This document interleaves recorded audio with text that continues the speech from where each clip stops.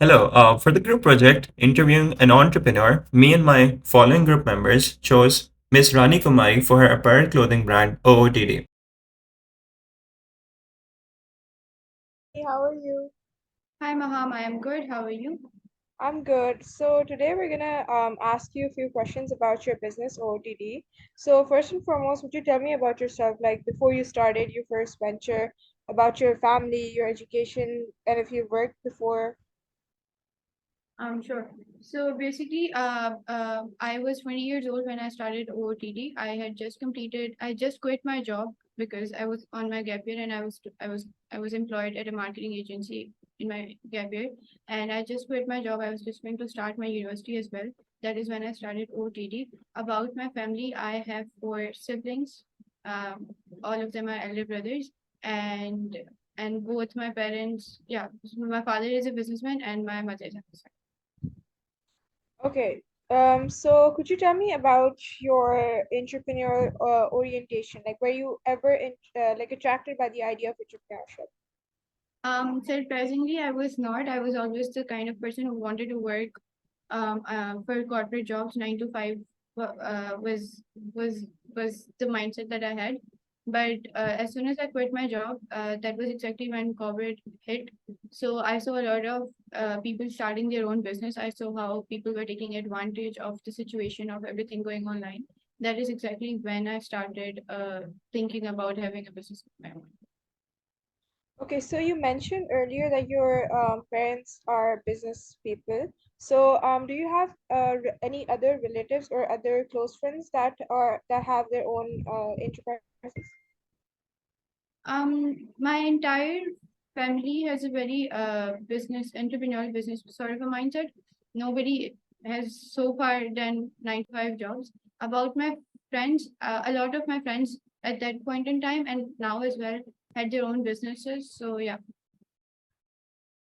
Okay, could you tell me about if you have any role models that you look up to? When I started, I did not have any role models. I feel like I was doing what what I thought was the right thing to do. But now when I look at so many very well established businesses around me, I feel like now I do take inspiration from a lot of people and a lot of businesses. That's nice. Could you tell me about your education? Like, how was your education helpful, and how in what specific ways? So when I started OTT, I had before that I had done my A levels in sciences, so I it didn't help me, of course. But as soon as I started my BBA, I feel like what I studied made a lot of sense when I was implementing those things for my business. So yeah, I feel like a lot of courses in BBA did help me. For example, principles of marketing, supply chain, and stuff like that. Okay, one last question. You mentioned that you have a sales and marketing experience, right? Could you elaborate on that? Like, how is it a kickstart to your company? So during my gap year, as I mentioned, I was working at a marketing agency only. So I had a strong background of marketing when I started OOTD. I was a digital brand manager for a couple of brands in that agency. So I was handling their social media, I was running their Google ads, I was also looking at all their PR activities and stuff. And I was also doing customer management for them. So that is the kind of experience that I brought to OOTD. Okay, thank you.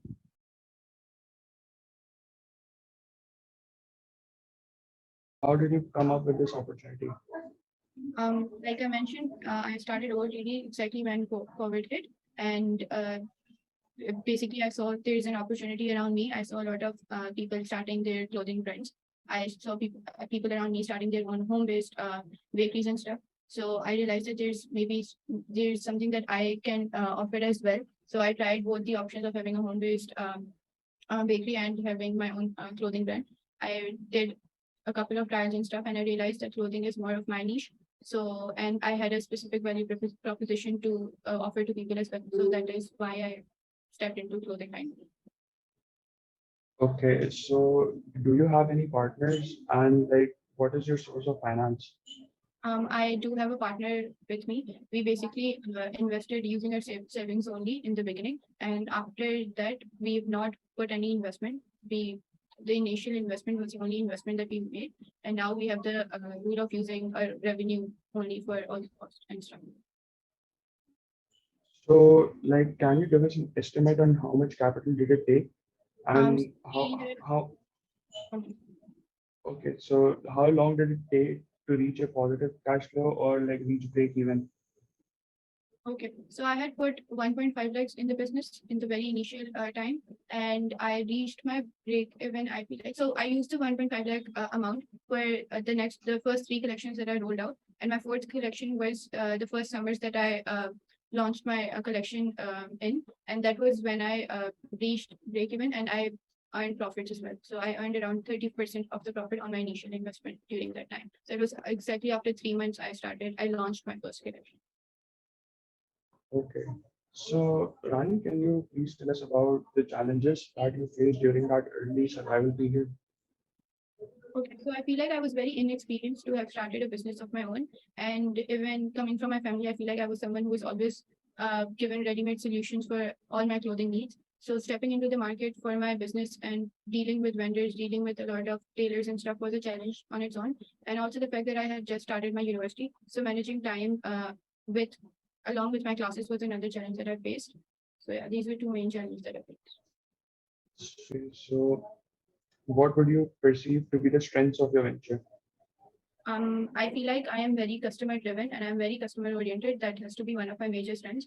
I put a lot of emphasis on taking continuous feedback from them, and I put a lot of emphasis on bringing back my customers to my business. That has to be one of my strengths. Okay, so like you told us about the strengths, what would be the like what do you perceive to be the weaknesses of your venture? So clothing itself is a very saturated business to enter into. I feel like there's always someone better than you. There's always someone better than you in terms of prices that they're offering, there in terms of the cuts they have, in terms of the marketing strategy that they put.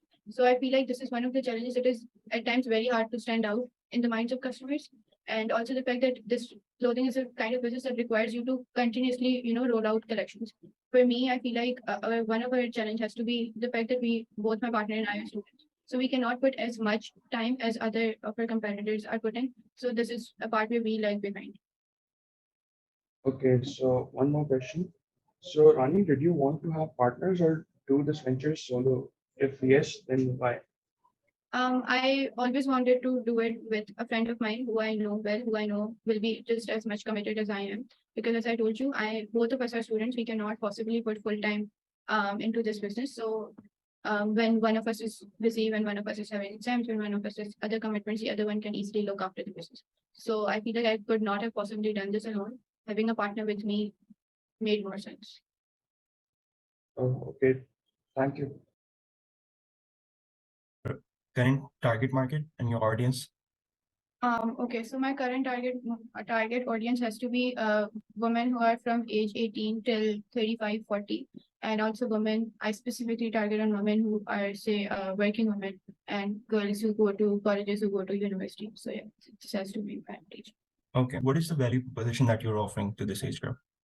The way I offer is that I save them the hassle of going to the market, getting their online dresses that they ordered from online, getting them ordered. I offer them an option to get their measurements, to get their cuts customized.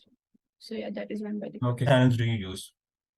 I primarily use Instagram only. I feel like I've been using that since the very beginning, and that has been working very well for me. So yeah. Do you feel like word of mouth has also played a role for you? Definitely it has. I feel like every week, every month, I get a lot of repeated customers and I get people, for example, I feel like word of mouth has played a very major role for me. And another thing, I have IB as my crucial market as well. So like there are a couple of girls who order together, friends okay and stuff. So yeah, word of mouth has played a very major role. Makes sense. Makes sense. If you could like briefly tell me about the customer segment you talked about 1835, you could label them. Basically, girls in this age group tend to follow trends a lot, but we know my competitors are, I feel like, are offering the same things that I offer, but at a like higher price. So we know that my one psychographic for me has to be girls who want to follow the trends, but they want to keep their budget also, in line and not overspend. also girls who are very busy and cannot obviously go and get dresses for themselves. Okay, your customer relationships. Can you elaborate more on how you tend to build on these relationships? What I do is I roll out a collection. My fabric, my print has to stay the same. What I offer to them is that they can now maybe change their neckline, they can change the length of their sleeves, they can change the length of their shirt, and they can have like a complete set of customized measurements for Okay. them. I keep certain things I keep like standard for everyone, but then there are a couple of things that I offer them. They can give me customizations on that. Okay. So because of that, I feel like I get a lot of like bulk orders as well. Because if someone's ordering from me like one dress and stuff, then because I offer them a customization option, then they also go for multiple dresses because obviously I am giving them an option which is not available at any Instagram business. Amazing. Some of the key activities. Basically, an ideal collection month would look like I go to different markets, I visit different wholesale markets and stuff. I source fabric from there. Sourcing fabric is one of the major activities for me. It takes around 2 to 3 days for me to like just source fabric for one collection only. If I'm doing say 10 dresses, and then I will be taking fabric from 3 different markets. So this is one of the things that I do. Then I have to like design the entire collection, give it a theme, and then decide the cuts. So that is also one brainstorming activity that I have to do. Then pitching it to my tailor and getting everything like sorted, making it clear that this is what we're looking for, this is the cut, this is the kind of cut that we want. And then once I have my shoot articles ready, I get a shoot done. And for that I have to talk to models as well and photographers as well. So once I have my shoot done, then obviously we start posting it on social media and stuff, then social media marketing majorly starts and stuff. And then dispatching all my orders is another activity. Any strategic partners that are on board with you if you talk about business? Yeah. So basically, since the beginning, I have kept one photographer only, but that person is like a freelancer and stuff. They're not like a company. And for dispatching my orders, I have MNP as my career service partner. And besides that, I don't have any like partners and stuff. My website, I have built it on Shopify only. I bought the domain, but I've integrated it with Shopify. So that is where. The major cost structure or the major expenditures your business occurs. If you could just briefly go through them. If it has to be fabric and stitching for me. Okay. Majorly, it has to be fabric and stitching for me, sourcing the fabric itself and then getting it stitched. And if and when I get them embroidered, that is also a major cost for me. What are the revenue streams for OOTD? I feel like it has to be on the order basis only. Okay. And I have very recently started I was doing bulk orders before as well, but I have very recently started taking them like more, and more now. So yeah, bulk orders, for example, say if there is an event, bridal shower and stuff, birthdays and stuff where people want to wear a specific theme, a specific dress with fabric. That is one thing that I'm also getting to, but again, it's majorly order basis. All right. Okay. Thank you for your time, Rani. So what were the initial challenges that you have faced over the starting period of your startup? So basically, as I told earlier as well that I was 20 years old when I started this, so it was hard for me to convince my family that this business is something that I can handle on my own. Obviously, my family could not possibly be with me every time. There were times when I had to go to the markets all alone at 8 p.m., at 9 p.m. And living in Karachi, we know there are safety issues and stuff. So I feel like one of the challenge for me and the risk that I was putting also was the fact that one, I had quit my job because of this. And so I did not know if all my investment was going to give me a return or not. And two, it was definitely convincing my family that I can, in a very safe manner, pull out this business. Like you said earlier, that you always wanted to retain your customers and bring back those customers to your brand. So what were basically it is also a challenge. So how you overcome that challenge and what was your strategy for it?